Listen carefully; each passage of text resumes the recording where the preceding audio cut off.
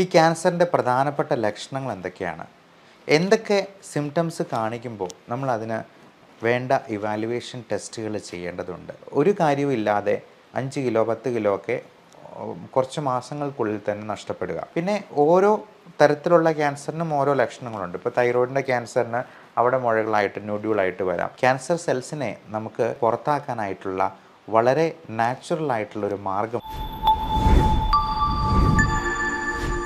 ഉണ്ട്.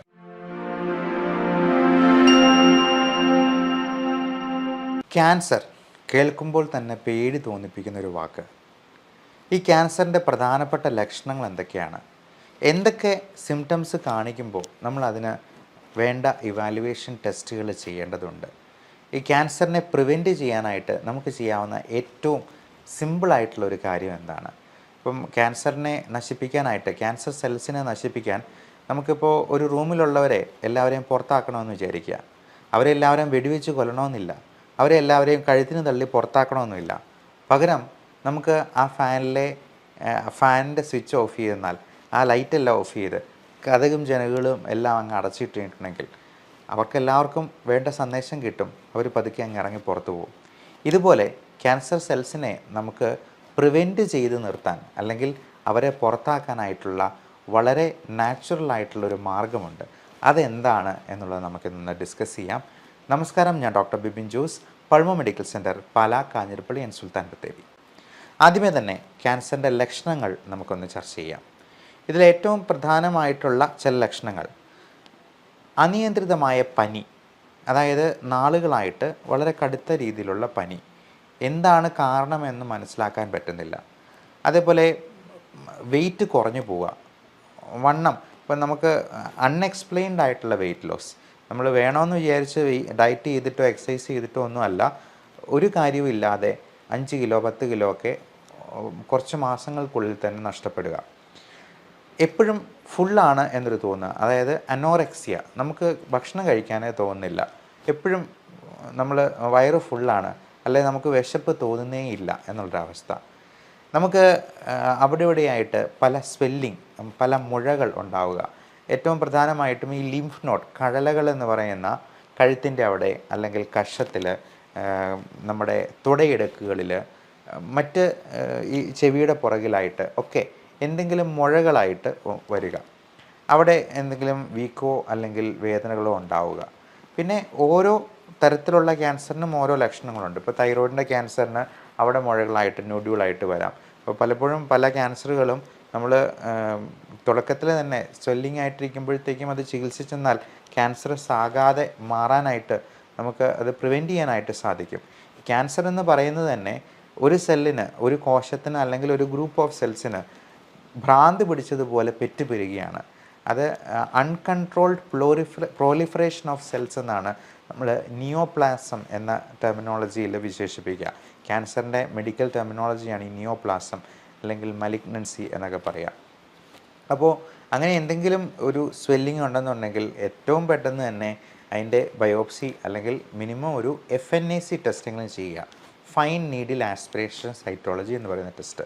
അതുപോലെ സ്ത്രീകൾക്കാണെങ്കിൽ, നമ്മുടെ അമ്മമാർക്കൊക്കെ ആണെങ്കിൽ ഇങ്ങനെയുള്ള എന്തെങ്കിലും സിംറ്റം ഉണ്ടെങ്കിൽ പറയാൻ മടിയാണ്. അപ്പോൾ അവരുടെ ബ്രസ്റ്റിൽ എന്തെങ്കിലും നൊഡ്യൂൾ ഉണ്ടെന്നുണ്ടെങ്കിൽ അത് മക്കളോടെങ്കിലും അത് തുറന്ന് പറയുകയോ, അല്ലെങ്കിൽ മക്കൾ ഇടയ്ക്ക് ചോദിച്ചിട്ടാണെങ്കിലും മനസ്സിലാക്കുക. അപ്പം അവർ പാൽപ്പേറ്റ് ചെയ്യുമ്പോൾ ബ്രസ്റ്റിലൊരു നൊഡ്യൂളായിട്ടോ സ്വെല്ലിംഗ് ആയിട്ടോ ഒക്കെ ഉണ്ടെങ്കിൽ ഒട്ടും മടിക്കാതെ തന്നെ ഒരു ഡോക്ടറെ കണ്ട് അതിൻ്റെ കാര്യങ്ങൾ ചർച്ച ചെയ്ത് അതിന് വേണ്ട പരിശോധനകൾ ചെയ്യണം.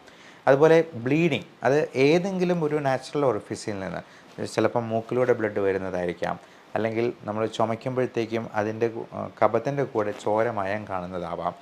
വയറ്റിൽ നിന്ന് പോകുമ്പോൾ ബ്ലീഡിങ് ആയിട്ട് ഉണ്ടാവുക. സ്ത്രീകൾക്കാണെങ്കിൽ വജൈനൽ ബ്ലീഡിങ്, പീരീഡ്സിൻ്റെ സമയം അല്ലെങ്കിൽ പോലും ബ്ലീഡിങ് ഉണ്ടാവുക, അല്ലെങ്കിൽ കൂടുതലായിട്ട് ബ്ലീഡിങ് ഉണ്ടാവുക. പീരീഡ്സിൻ്റെ സമയത്ത് 5, 6, 7 ദിവസമൊക്കെ ബ്ലീഡിങ് കണ്ടിന്യൂസ് ആയിട്ട് നിൽക്കുക തുടങ്ങിയുള്ള പ്രശ്നങ്ങളുണ്ടാവുക. വൈറസ് സംബന്ധമായിട്ടുള്ള ഓൾട്ടേർഡ് ബവൽ ഹാബിറ്റ്സ്, അല്ലെങ്കിൽ യൂറിനറി സിംറ്റംസ് എന്ന് പറയും. അപ്പോൾ അങ്ങനെയുള്ള പ്രശ്നം ഉണ്ടാവുക. യൂട്രസിൻ്റെ അല്ലെങ്കിൽ എൻഡോമെട്രിയൽ ക്യാൻസർ, അല്ലെങ്കിൽ ഒവേറിയൻ ക്യാൻസർ, CA സെർവിക്സ്, ഇതിനെല്ലാം പലതരത്തിലുള്ള ലക്ഷണങ്ങളാണ്. അപ്പോൾ നമുക്ക് ഇത്തരത്തിലുള്ള ലക്ഷണങ്ങൾ എന്ത് കണ്ടെന്നാലും നിങ്ങൾക്ക് ഒരു സുഹൃത്തിനെ പോലെ സംസാരിക്കാവുന്ന ഒരു ഡോക്ടറിനെ കണ്ടെത്തി അതിന് വേണ്ട ഇവാലുവേഷൻ ചെയ്യേണ്ടത് വളരെ വളരെ അത്യാവശ്യമാണ്. അപ്പോൾ പലപ്പോഴും നമ്മൾ ഏറ്റവും പ്രാഥമികമായിട്ടുള്ള പരിശോധനകൾക്കൊന്നും വലിയ പൈസയാകുന്നതല്ല. അപ്പോൾ ഒരു അൾട്രാസൗണ്ട് സ്കാൻ ചെയ്യാനായിട്ട് കൂടിപ്പോയെന്നാൽ 800 രൂപയാവത്തുള്ളൂ. അപ്പോൾ അതിൽ നിന്ന് തന്നെ നമുക്ക് ഏകദേശം ഇങ്ങനെയുള്ള ക്യാൻസറിൻ്റെ എന്തെങ്കിലും തുടക്കമുണ്ടെന്നുണ്ടെങ്കിൽ അത് ഏറ്റവും ഏർലി സ്റ്റേജിൽ തന്നെ കണ്ടുപിടിച്ച് അവനെ നമുക്ക് പുറത്താക്കാനായിട്ട് ശ്രദ്ധിക്കുക. അതുപോലെ ബ്രെയിനിൽ ക്യാൻസർ ഉണ്ടാകുമ്പോഴേക്കും, എന്തെങ്കിലും ബ്രെയിൻ ട്യൂമറായിട്ട് ഉണ്ടാകുമ്പോഴേക്കും നമുക്ക് തലവേദന, തലകറക്കം, ക്ഷീണം, ആളുടെ മെൻ്റൽ സ്റ്റേറ്റസ് തന്നെ മാറുന്ന, ക്യാരക്ടർ മാറുന്ന രീതിയിൽ എന്തെങ്കിലും രോഗലക്ഷണങ്ങൾ കാണിക്കുക, അതുപോലുള്ള ഡിപ്രഷൻ, ആങ്സൈറ്റി പോലുള്ള പ്രശ്നങ്ങൾ പോലും ഇതിൻ്റെ തുടക്ക ലക്ഷണങ്ങളായിട്ട് ചിലപ്പോൾ കാണാറുണ്ട്. അപ്പം ക്യാരക്ടർ മാറുന്ന രീതിയിൽ, അതായത് ഇൻട്രാക്രൈനിയൽ പ്രഷർ കൂടുന്ന രീതിയിൽ, നമ്മുടെ സ്കള്ളിനുള്ളിലുള്ള പ്രഷർ കൂടുന്ന രീതിയിൽ എന്തെങ്കിലും ഒരു ലീഷൻ ഉണ്ടാവുകയാണെങ്കിൽ അതിനനുസരിച്ചുള്ള സിംറ്റം ആയിരിക്കും. അതുപോലെ ലങ് ക്യാൻസർ ആണെങ്കിൽ ലങ്സിനിടയിലുള്ള സ്പേസാണ് മീഡിയാസ്റ്റൈനം എന്ന് പറയും. അപ്പോൾ അങ്ങനെയുള്ള ക്യാൻസറുകളാണ് പലപ്പോഴും ലിംഫോമ, സെമിനോമ തുടങ്ങിയ ക്യാൻസറുകളൊക്കെ. അപ്പോൾ പല സെലിബ്രിറ്റീസും യുവരാജ് സിംഗിനെ പോലെ, മമത മോഹൻദാസ് എന്ന നടിയെപ്പോലെ ഒക്കെ പല ആൾക്കാരും ഇങ്ങനെയുള്ള ക്യാൻസറിൽ നിന്നും പൂർണ്ണമായിട്ടും മുക്തി പ്രാപിച്ച് ജീവിതത്തിലേക്ക് വളരെ സക്സസ്ഫുൾ ആയിട്ട് തന്നെ തിരിച്ചു വന്നിട്ടുള്ള ആൾക്കാരാണ്. അപ്പോൾ ഇങ്ങനെ എന്ത് സിംറ്റംസ് ഉണ്ടായെന്നാലും നമ്മൾ ഏറ്റവും പ്രാഥമികമായിട്ടുള്ള ഒരു ചെസ്റ്റ് എക്സ്റേ എടുത്ത് നോക്കുന്നതിനോ, അല്ലെങ്കിൽ ഇപ്പോൾ ബ്രെയിൻ റിലേറ്റഡ് ആയിട്ടുള്ള പ്രശ്നമാണെങ്കിൽ ഏറിപ്പോയെന്നാൽ ഒരു CT സ്കാൻ ചെയ്ത് നോക്കുന്നതിനോ ഒന്നും ഒരുപാട് പൈസ ചിലവാക്കേണ്ട ആവശ്യം വരത്തില്ല. നമ്മൾ എന്തെങ്കിലും സംശയകരമായിട്ട് കണ്ടെന്നാൽ മാത്രമേ പെറ്റ് സ്കാൻ എന്ന് പറയുന്ന പോസിട്രോൺ എമിഷൻ ടോമോഗ്രഫി, നമ്മുടെ ശരീരത്തിലെ ഏതെങ്കിലും ഒരു ക്യാൻസർ സെൽ ഉണ്ടെന്നുണ്ടെങ്കിൽ നമുക്ക് കൃത്യമായിട്ട് അറിയാനുള്ള ഒരു സ്കാനിങ്, നൂതനമായിട്ടുള്ളൊരു ടെക്നോളജിയാണ് ഈ പെറ്റ് സ്കാൻ എന്ന് പറയുന്നത്. അപ്പം അനിയന്ത്രിതമായിട്ട് പെറ്റുപെരുകുന്ന, ഇൻക്രീസ്ഡ് ഗ്ലൂക്കോസ് അപ്ടേക്കുള്ള ഏതെങ്കിലും സെൽസോ ഗ്രൂപ്പ് ഓഫ് സെൽസോ ഉണ്ടെന്നുണ്ടെങ്കിൽ നമുക്ക് പെറ്റ് സ്കാനിൽ ഡിറ്റക്ട് ചെയ്യാൻ പറ്റും. അപ്പോൾ എന്തെങ്കിലും സംശയങ്ങളുണ്ടെന്നുണ്ടെങ്കിൽ നമുക്ക് ആ പെറ്റ് സ്കാൻ വഴി അത് പൂർണ്ണമായിട്ടും ദൂരീകരിക്കാനായിട്ട് പ്രത്യേകമായിട്ടും ഓർക്കുക. ഇനി ഈ ക്യാൻസർ പ്രിവെൻറ്റ് ചെയ്യാനായിട്ട് നമ്മൾ എന്തെല്ലാം കാര്യങ്ങൾ ശ്രദ്ധിക്കണമെന്നുള്ളത് ഓർക്കുക. ഏറ്റവും പ്രധാനം നമ്മുടെ ബാഡ് ഹാബിറ്റ്സ് എല്ലാം ഒഴിവാക്കുക എന്നുള്ളതാണ്. ദുശീലങ്ങൾ, പ്രത്യേകിച്ചും സ്മോക്കിംഗ്, ആൽക്കഹോൾ. ഈ പുകവലിക്കാറ്, എൻ്റെ സുഹൃത്തിന് നല്ല പോലെ വലിക്കുന്നവനാണ്, അവന് ഇതുവരെ ക്യാൻസർ ഉണ്ടായിട്ടില്ല, എന്നാൽ ഒട്ടും വലിക്കാത്ത എനിക്ക് ക്യാൻസർ വന്നല്ലോ എന്ന് പലരും പരാതി പറയാറുണ്ട്. ഒരു ആപ്പിൾ പോലും സോപ്പിട്ട് കഴിക്കുന്ന എനിക്ക് ക്യാൻസർ വന്നു, എന്നാൽ ഡെയിലി 2 പാക്കറ്റ് വലിക്കുന്ന അവന് ക്യാൻസർ വന്നില്ല എന്ന് പറയാം. പലപ്പോഴും നമ്മളിതിന് ഒരു ഉദാഹരണം പറയുക, നമ്മൾ ബൈക്ക് ഓടിക്കുമ്പോഴത്തേക്കും ഹെൽമെറ്റ് വെക്കാൻ പറയുന്നത് തല സേഫായിരിക്കാൻ വേണ്ടിയാണ്. എന്നാൽ ഹെൽമെറ്റ് വെച്ചിട്ടുള്ള ആൾക്കാരും അപകടത്തിൽ മരിക്കുന്നുണ്ട്. പക്ഷേ നമ്മൾ ഹെൽമെറ്റ് വെച്ച് പോയി കഴിഞ്ഞാൽ അപകടം ഉണ്ടായെന്നാലും നമ്മുടെ ജീവൻ രക്ഷിക്കാനായിട്ട് നമുക്ക് കഴിഞ്ഞേക്കും. പലപ്പോഴും ചെറിയ ഇഞ്ചുറീസ് കൊണ്ട് തന്നെ നമുക്ക് രക്ഷപ്പെട്ടു പോകാൻ പറ്റിയേക്കും. എന്ന് പറഞ്ഞതുപോലെയാണ് നമ്മൾ സ്മോക്കിംഗ്, ആൽക്കഹോൾ പോലുള്ള പ്രശ്നങ്ങൾ അല്ലെങ്കിൽ ദുശീലങ്ങൾ ഉപേക്ഷിച്ചെന്നാൽ നമുക്ക് ക്യാൻസർ വരാനുള്ള സാധ്യത കുറവാണ് എന്നുള്ളത് പല പഠനങ്ങളിലും വളരെ വ്യക്തമായിട്ട് തന്നെ തെളിയിക്കപ്പെട്ടുള്ളതാണ്. ഇനി വളരെ ഭാഗ്യശാലികളായിട്ടുള്ള ആൾക്കാരുണ്ടാവാം, നല്ല പുകവലിച്ച് നല്ല ഡ്രിങ്ക്സും കഴിച്ച് 75-80 വയസ്സ് വരെയൊക്കെ ജീവിച്ചിട്ടുള്ള ഭാഗ്യശാലികളായിട്ടുള്ള ആൾക്കാരെ നമ്മൾ കണ്ടിട്ടുണ്ടാവാം. പക്ഷേ നമുക്ക് നമ്മുടെ ജീവിതം വെച്ച് എന്തിനങ്ങനെ ഒരു റിസ്ക് എടുക്കുന്നു? എല്ലാവരും സന്തോഷമായിട്ട് ഏറ്റവും ആയുസ് എൻജോയ് ചെയ്ത് തന്നെ ജീവിക്കാനായിട്ട് നോക്കുകയല്ല ചെയ്യേണ്ടത്. അതുപോലെ നമ്മൾ കഴിക്കുന്ന ഭക്ഷണത്തിൽ പലപ്പോഴും പല രീതിയിലുള്ള മാലിന്യങ്ങളും കണ്ടാമിനേഷനും ഉണ്ടാകുന്നത് വഴി അത് ഒരു ക്യാൻസർ സെല്ലിനെ സ്റ്റിമുലേറ്റ് ചെയ്യാൻ പാകത്തിനാണ്. നമുക്ക് ഏറ്റവും കേരളീയരുടെ ദേശീയ ഭക്ഷണമായിട്ടുള്ള പൊറോട്ടയും ബീഫും തന്നെ എടുക്കാം. ഈ പൊറോട്ട എന്ന് പറയുന്നത് മൈദയാണ്. മൈദ എന്ന് പറയുന്നത് വളരെ ഹൈ ഗ്ലൈസിമിക് ഇൻഡെക്സ് ഉള്ളൊരു സാധനമാണ്. അതുപോലെ റെഡ് മീറ്റ് ഗണത്തിൽപ്പെടുന്ന അത് ബീഫ്, പോർക്ക്, മട്ടൺ തുടങ്ങിയ ഇറച്ചികളെല്ലാം നമ്മൾ ആനിമൽ പ്രോട്ടീൻ ഒരുപാട് കൂടുതൽ കഴിക്കുന്നത് തീർച്ചയായിട്ടും ഓൺകോജീൻസിനെ സ്റ്റിമുലേറ്റ് ചെയ്യാനായിട്ടൊരു കാരണമാകാറുണ്ട്. അതേപോലെ തന്നെ സ്വീറ്റ്സിൻ്റെ കൺസപ്ഷൻ, ബേക്കറി സാധനങ്ങളായിട്ടുള്ള ഇപ്പം ചോക്ലേറ്റ് ആണെങ്കിലും ഒത്തിരി മധുരമുള്ള സാധനങ്ങളാണെങ്കിലും ഒരുപാട് കഴിക്കുന്നത് നമുക്ക് ക്യാൻസർ സെൽസിനെ സ്റ്റിമുലേറ്റ് ചെയ്യാൻ കാരണമാകും. അപ്പോൾ ആഹാരശീലങ്ങളിൽ കൂടുതലായിട്ടും നമ്മൾ പച്ചക്കറികളും ഇലക്കറികളും അധികം മധുരമില്ലാത്ത പഴങ്ങളും ഉൾപ്പെടുത്താനായിട്ട് ശ്രദ്ധിക്കുക. പഴങ്ങൾ നമ്മുടെ തൊടിയിൽ തന്നെ വളരുന്ന വൃക്ഷങ്ങളിൽ നിന്ന് കിട്ടുന്ന പഴങ്ങളാകാൻ പ്രത്യേകമായിട്ടും ശ്രദ്ധിക്കുക. നമ്മൾ ഒരുപാട് കണ്ടാമിനേറ്റഡ് ആയിട്ടുള്ള കെമിക്കൽസ് ഉപയോഗിച്ചിട്ടുള്ള സാധനങ്ങൾ കഴിവതും ഉപയോഗിക്കാതിരിക്കുക. ഇനി ഈ ക്യാൻസറിനെ എല്ലാം പ്രിവെൻറ്റ് ചെയ്യാനായിട്ടുള്ള ഒരു അത്ഭുത പ്രതിഭാസമാണ് ഓട്ടോഫേജി എന്ന് പറയുന്നത്. അത് 2016 നോബൽ പ്രൈസ് കിട്ടിയിട്ടുള്ള വളരെ വിപ്ലവകരമായിട്ടുള്ളൊരു കണ്ടുപിടുത്തമായിരുന്നു.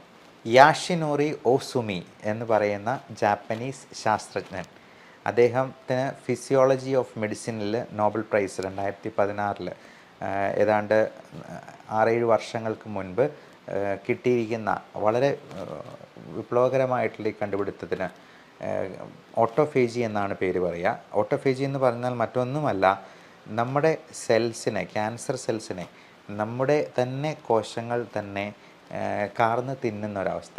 അതായത് അവരെ സ്റ്റാർവ് ചെയ്ത് അവരെ പട്ടിണിക്കിട്ട് കൊല്ലുക എന്നുള്ളത്.